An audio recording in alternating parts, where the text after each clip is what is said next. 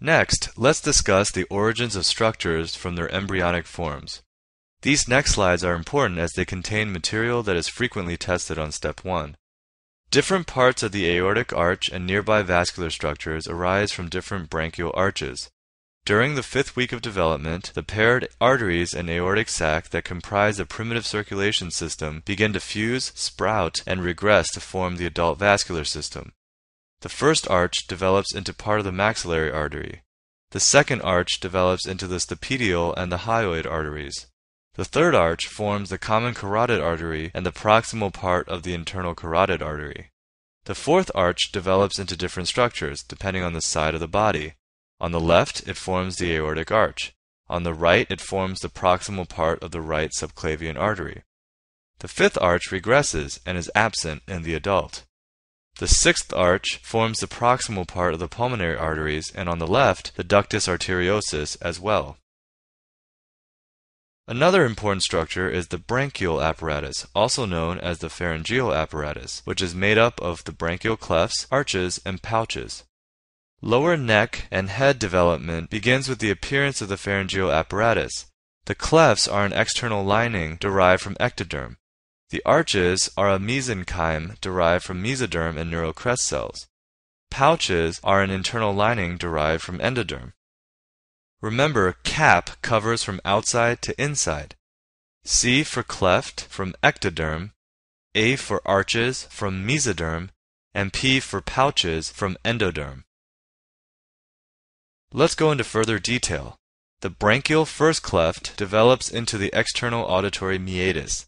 The second, third, and fourth clefts form temporary cervical sinuses, which are obliterated by the proliferation of the second arch mesenchyme.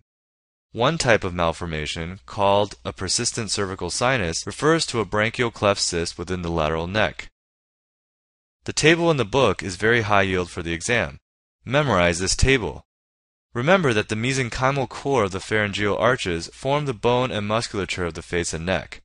The cranial nerves present in the core of each arch innervate the structures that are derived from that arch.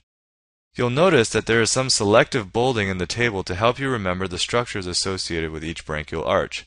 For example, the first arch is associated with the letter M and chewing, whereas the second arch is linked to the letter S and facial expression. The first pouch contributes to endoderm line structures of the ear, which are the middle ear cavity, eustachian tube, and mastoid air cells. The second pouch develops into the epithelial lining of the palatine tonsils.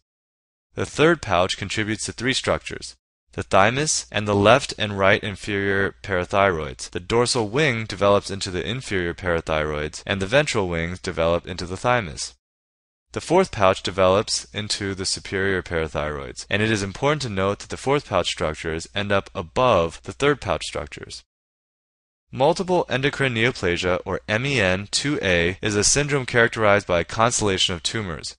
It is caused by a gain-of-function mutation in the germline RET proto-oncogene, which affects neurocrest cells of the adrenal medulla, leading to pheochromocytoma, the third and fourth pharyngeal pouch, leading to parathyroid tumors, and the fourth and fifth pharyngeal pouches, leading to parafollicular cell tumors, aka medullary thyroid cancer. Here's a question. An infant is born with facial abnormalities, including a small jaw and low-set ears, and is found to have an absent thymic shadow on a subsequent chest X-ray. He most likely has what syndrome? The answer is DeGeorge syndrome, which occurs when pharyngeal pouches 3 and 4 fail to develop into thymus and parathyroid glands. These infants typically have T-cell deficiency due to thymus aplasia, hypocalcemia due to parathyroid failure, facial abnormalities, and cardiovascular abnormalities. Another commonly tested topic is tongue development. The anterior two-thirds of the tongue is derived from the first branchial arch. Accordingly, its sensation is derived from cranial nerve V3, and its taste from cranial nerve 7. The posterior one-third of the tongue is derived from the third and fourth pharyngeal arches. Accordingly, its sensation is derived from cranial nerve 9, and the extreme posterior from cranial nerve 10. All motor innervation for the tongue is derived from cranial nerve 12. The thyroid originates from the fourth arch and takes an interesting route in its development. Thyroid diverticulum arises from the floor of the primitive pharynx and then descends into the neck. It is connected to the tongue by the thyroglossal duct, which normally disappears but may persist as pyramidal lobe of the thyroid. The foramen cecum is a normal remnant of the thyroglossal duct, and resultantly the most common ectopic thyroid tissue site is the tongue. It is possible to differentiate a thyroglossal duct cyst from a branchial cleft cyst that results from a persistent cervical sinus by location and exam.